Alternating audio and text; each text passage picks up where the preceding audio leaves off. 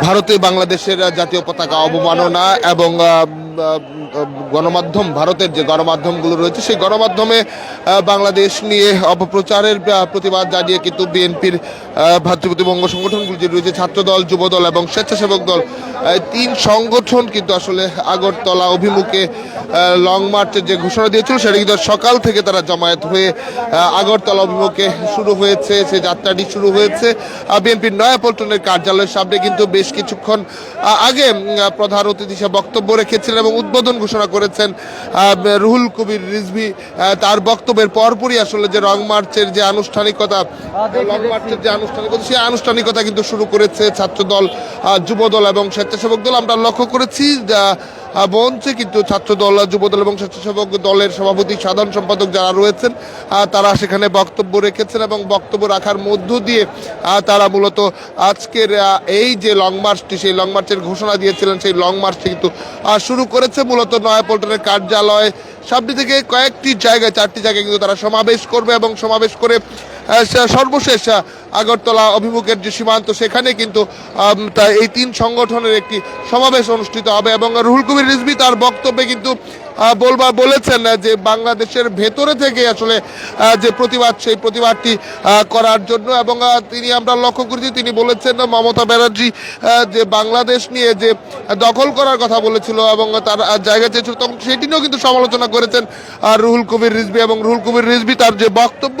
সেই বক্তব্যে কিন্তু তার যে বাংলাদেশকে অবমাননার, ভারতের যে অবমাননা করা হয়েছে বাংলাদেশকে নিয়ে, সেই অবমাননার প্রতিবাদ জানিয়েছেন, ক্ষোভ জানিয়েছেন এবং বলবার চেষ্টা করেছেন ছাত্রদল, যুবদল এবং স্বেচ্ছাসেবক যারা রয়েছেন তারা যেন সীমান্তের ভেতর থেকে আসলে তাদের যে প্রতিবাদ, সেই প্রতিবাদটি অব্যাহত রাখে। এছাড়া আওয়ামী লীগের সরকার রয়েছিল যারা, তাদের সমালোচনাও কিন্তু তারা করেছে এবং সেখানে ভারতের যে আধিপত্য এবং আগ্রাসন সেটি নিয়েও কিন্তু রুহুল কবির রিজভী তিনি কিন্তু তার যে বক্তব্য, সেই বক্তব্যে তিনি মন্তব্য করেছেন। এবং রুহুল কবির রিজভীর বক্তব্যের পরপরই কিন্তু ছাত্রদল, যুবদল এবং স্বেচ্ছাসেবক দলের যে লং মার্চ, সেই লং মার্চটি কিন্তু আনুষ্ঠানিকভাবে তারা শুরু করেছে। এবং এই মুহূর্তে ঢাকা থেকে কিন্তু বিভিন্ন জায়গার, আমরা যদি বলতে চাই এই মুহূর্তে নয়াপল্টন এলাকা, নয়াপল্টন কার্যালয় এলাকা মূলত লং মার্চ অভিমুখে যাবার জন্য যারা যাত্রা, সে তার বাইরে কিন্তু আসলে অন্য কোনো গাড়ি আমরা সেরকম লক্ষ্য করি। এবং এই মুহূর্তে কিন্তু এক ধরনের যে গণজমায়েত যেটি আমরা লক্ষ্য করেছেন, সেখানে বিভিন্ন ভাবে যদি বলা যায় বিভিন্ন জায়গা থেকে ছাত্রদল, যুবদল এবং স্বেচ্ছাসেবক দলের নেতাকর্মী যারা, তারা কিন্তু এসেছেন। এবং সকাল থেকে কিন্তু আমরা আসলে লক্ষ্য করেছি নয়াপল্টনের যে বিএনপির কার্যালয়, সেই বিএনপির কার্যালয়ের সামনে আসলে তাদের উপস্থিতি এবং ভিড় লক্ষ্য করেছে। এবং এখনো আসলে থেমে থেমে কিন্তু ছোট ছোট মিছিল করে তারা তাদের যে গাড়িতে করে তারা আসলে লং মার্চ উদ্দেশ্যে যাত্রা করবেন, সেটি উদ্দেশ্যে তারা কিন্তু আসলে যাচ্ছে। দর্শক, এই ছিল নয়াপল্টনের সর্বশেষ পরিস্থিতি। এবং এই লং মার্চ উদ্দেশ্যে যে যাত্রাটি তাদের শুরু হয়েছে, সেই যাত্রাটি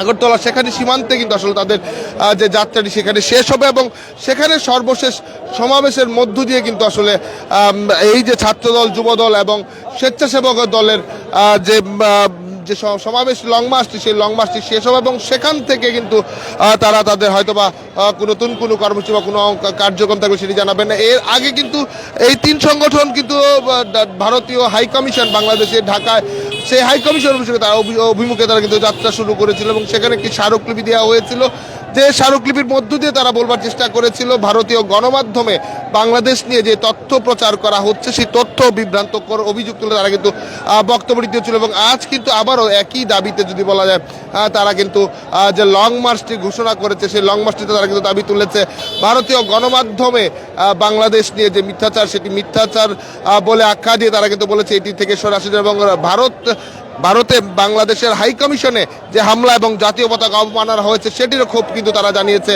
এবং তারই প্রতিবাদে কিন্তু তারা আজকে আগরতলার উদ্দেশ্যে তারা যে লং মার্চের যাত্রাটি তারা শুরু করেছে। আপনারা দেখেছেন বেশ কিছুক্ষণ আগে তিন সংগঠন, ছাত্রদল, যুবদল, স্বেচ্ছাসেবক দল, এই তিন দলের কেন্দ্রীয় সভাপতি, সাধারণ সম্পাদক তারা কিন্তু মঞ্চে বক্তব্য রেখেছে। এবং তাদের এই সভাপতিত্বের বক্তব্যে কিন্তু সেখানে প্রধান অতিথি উপস্থিত ছিলেন রুহুল কবির রিজভী। এবং তার বক্তব্যের মধ্য দিয়ে কিন্তু আসলে আজকের যে লং মার্চ সেটি শুরু হয়েছে। দর্শক, এই ছিল বিএনপির নয়াপল্টনের কার্যালয় থেকে সর্বশেষ। পরবর্তী আপডেট পেতে দেশ রূপান্তরের সঙ্গেই থাকুন।